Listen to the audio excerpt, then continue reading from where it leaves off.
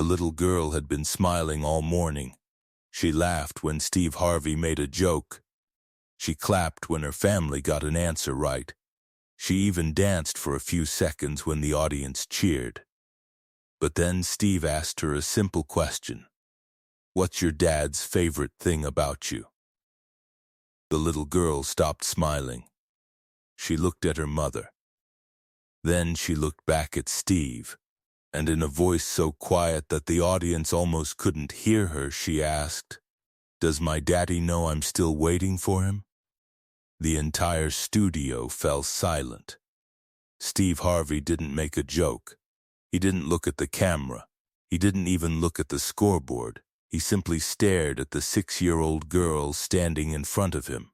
Then he slowly placed his cards on the podium and walked toward her. Her name was Emily. She was 6 years old. She wore a pale yellow dress with tiny white flowers. Her hair was tied with 2 blue ribbons, and around her wrist was a red string bracelet. Her father had tied it there himself. Emily's father was named David. He was 36 years old. He worked as a delivery driver. He wasn't rich. He didn't have a fancy car. He didn't travel much, but Emily thought he was the funniest man in the world. Every morning before school, David would make breakfast. Sometimes pancakes, sometimes eggs, sometimes toast that he burned so badly that Emily would laugh. He would look at the toast and say, "That's not burned." Emily would laugh. "What is it? Extra crispy. You burned it." David would pretend to be offended. "I worked very hard on that toast." Emily would laugh harder. Those mornings were ordinary. But they became the memories Emily held on to after everything changed. It happened on a rainy Tuesday. David left for work at 7:10 in the morning. He kissed Emily on the forehead. "Be good today." Emily smiled. "Promise you'll pick me up?" "Promise." She held out her little finger. David wrapped his around hers. "Pinky promise." Emily smiled. That was the last promise he ever made. David was involved in a serious accident that afternoon. He died before Emily got home from school. She didn't understand the word died. Her mother, Sarah, tried to explain. "Daddy isn't coming home." Emily waited. "He's still at the hospital?" "No." "Then where?" Sarah struggled to speak. "He's gone." Emily frowned. "Gone where?" Sarah hugged her. "To a place we can't go with him." Emily looked confused. "But he promised." Sarah closed her eyes. "Yes, he promised." That night Emily sat by the front door. She waited. At 8:00, at 9:00, at 10:00. Her mother eventually carried her to bed. Emily woke up the next morning and asked, "Is Daddy home?" Sarah couldn't answer. Months passed. Emily continued waiting. Sometimes she stood by the window. Sometimes she asked about the sound of a car outside. Sometimes she ran toward the door when she heard footsteps. Then she would stop. Because she remembered. Daddy wasn't coming. But there was one thing Emily refused to accept. That her father might have forgotten her. She asked questions. "Does Daddy know I'm growing?" "Yes." "Does Daddy know I started first grade?" "Yes." "Does Daddy know I lost my tooth?" Sarah smiled. "I think he does." Emily touched the empty space where her tooth had been. "Does Daddy know I still love him?" Sarah hugged her. Yes, but Emily had one question she never asked. Not even her mother. She was afraid of the answer. Until Family Feud. Sarah's sister had applied for the show. When they were accepted, Emily became excited. "Steve Harvey?" "Yes." "Really?" "Yes." Emily smiled. "Daddy liked him." Sarah looked away. "I know. He used to laugh when Steve yelled." Sarah smiled. "He did." Emily thought for a moment. Maybe Steve knows where Daddy is. Sarah gently corrected her. "Steve is just a person, sweetheart." Emily nodded. But she didn't let go of the idea. The night before the show, Emily sat on her bed. She wore her pajamas. She held the red bracelet her father had tied around her wrist. "Daddy?" she whispered. I'm going to meet Steve tomorrow. She waited. I think you'll like him. Then she smiled. I'm going to ask him something. Her mother heard her from the hallway. She didn't ask what. The next morning, Emily walked onto the Family Feud stage. The lights were enormous. The audience was loud. The cameras were everywhere. And then Steve Harvey walked toward her. He smiled. Well, look at you. Emily smiled. What is your name? Emily. Emily what? Emily Carter. Steve nodded. Well, Emily Carter, you ready to help your family win? Emily nodded seriously. Yes, Steve laughed. I like that confidence. The audience laughed. Emily giggled. The game began. Her family answered questions. They got some right. They got some wrong. Steve made jokes. Emily laughed. For several minutes she forgot about everything else. She was simply a little girl on television. Then Steve turned toward her. You having a good time? Yes, good, he smiled. Then he asked, what do you think your dad would say if he saw you up here? Emily's smile disappeared. The audience didn't notice immediately, but Steve did. Emily looked at the floor, then at her mother, then back at Steve. Steve lowered his voice. You okay? Emily nodded. Then she asked, can I ask you something? Steve smiled. Of course. Emily stepped closer. She looked up at him. Does my daddy know I'm still waiting for him? Steve froze. The audience became completely silent. Sarah covered her mouth. Emily continued, I wait by the window sometimes. Steve's eyes filled. He promised he'd come back. Sarah started crying. Emily looked at her. Mommy says he can't. Then she looked at Steve. But maybe he doesn't know I'm waiting. Steve took a breath. He slowly put the cards down. Then he knelt. Emily, she looked at him. I don't know everything about what happens after somebody dies. Emily nodded. Steve continued, but I know something. What? Your daddy knew you loved him. Emily's eyes filled. How? Because you loved him while he was here. Steve smiled gently. You don't have to prove it now. Emily whispered, but I still want him to know. Steve nodded. I understand. He looked toward Sarah, then back at Emily. I think that's what love does. What? It keeps talking to someone even when they can't answer. Emily stared at him. You talk to people who are gone? Steve smiled sadly. Sometimes. Why? Because sometimes your heart has more to say. Emily nodded. Steve continued. If you want to talk to your daddy, talk to him. Emily whispered, but he doesn't answer. I know. That makes me sad. I know. Steve opened his arms. Emily stepped forward. He hugged her. The audience began crying. Steve whispered, you don't have to stop loving him. Emily nodded. You don't have to stop missing him. Another nod. And you don't have to wait by the window anymore. Emily looked up. Why? Because your daddy gave you something. What? A life. Emily didn't understand. Steve explained. He gave you memories. He gave you love. He gave you lessons. And now you get to keep living. Emily looked down. I don't want him to think I forgot him. Steve smiled. Living doesn't mean forgetting. That sentence broke Sarah. She covered her face. Steve looked toward her. Your daughter has been worried that being happy means she is leaving her father behind. Sarah nodded through tears. Steve looked at Emily. You can laugh, you can play, you can grow up, you can have a wonderful life, and none of that means you love your daddy any less. Emily was crying now. But what if I forget his voice? Steve paused. Then ask your mom to tell you stories. Sarah nodded. Every story. Emily looked at her mother. Every story? Every story. Steve smiled. That's how people stay with us. The audience applauded softly. Steve stood. Then he looked toward the production team. Pause the game. The music stopped. The scoreboard froze. Steve walked to the center of the stage. Today, we're going to do something different. He looked at Emily. We're going to talk about your dad. Emily nodded. Steve asked, what was his name?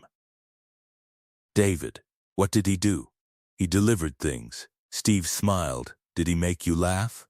Emily nodded. All the time. What was his funniest thing? Emily thought. He burned toast. The audience laughed. Steve laughed too. He burned toast? Emily nodded. He said it was extra crispy. The audience laughed harder. Steve smiled. Sounds like a good man. Emily nodded. He was. Steve asked, what did he call you? Little Bug. Steve smiled. Little Bug? Emily nodded. Because I was small. Steve laughed. I like that.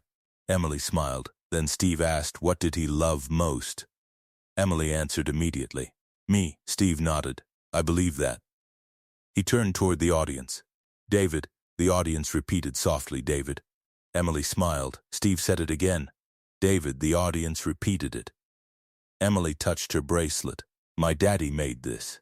Steve looked at it. He tied it on you? Yes, what did he say? Emily smiled. He said it was my brave bracelet. Steve nodded. Well, you still have it. Yes, then I think it's doing its job. Emily smiled. Steve asked the production team to bring something out. A few moments later, a framed photograph appeared. Emily gasped. It was a photograph of David. He was holding Emily when she was 2 years old. He was laughing. Emily ran toward it. Daddy. She touched the glass. Sarah started crying. Steve stood beside her. You remember that? Emily nodded. We went to the park.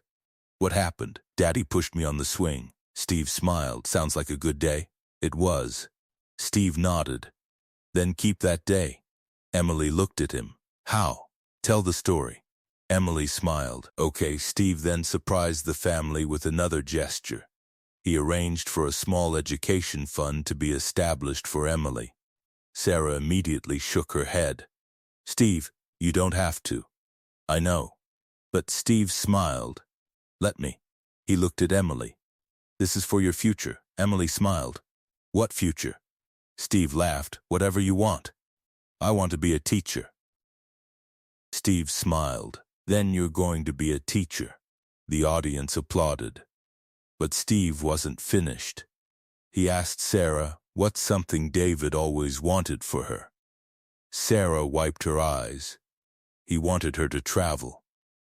Steve nodded. Then we're going to help with that too. The family was overwhelmed.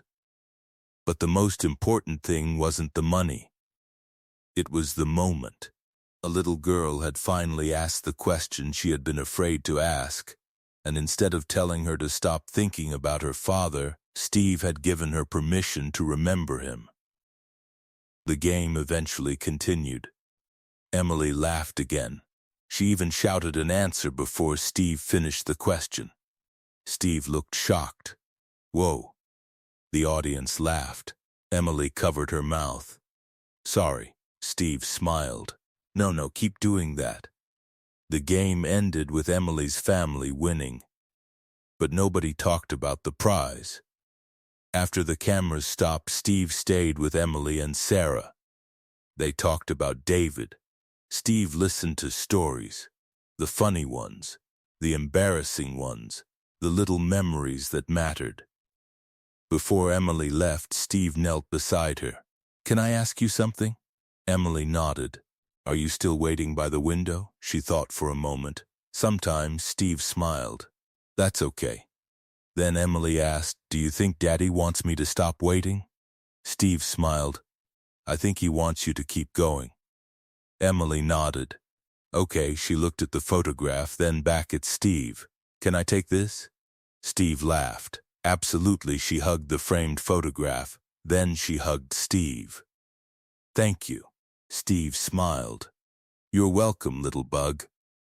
Emily froze. How did you know? Steve smiled. Your mom told me. Emily laughed. For the first time, the nickname didn't hurt. It felt warm, like home. Several weeks later, the episode aired. People watched Emily's question. The studio fell silent. Steve's reaction, Sarah crying, the photograph, the red bracelet, the stories about David. Thousands of viewers shared their own memories.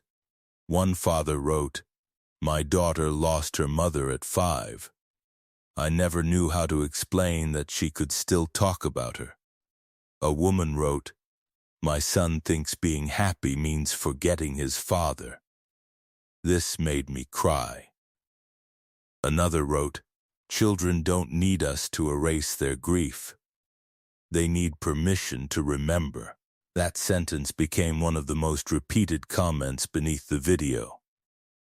Months later, Emily started keeping a notebook. On the first page, she wrote things Daddy loved: number 1, chocolate cake; number 2, burned toast; number 3, family feud; number 4, me. Every night she added another memory. Sometimes she remembered something new. Sometimes her mother told her a story. Sometimes they laughed. Sometimes they cried. But David's name was never forbidden. It was part of their home, part of their conversations, part of Emily's life.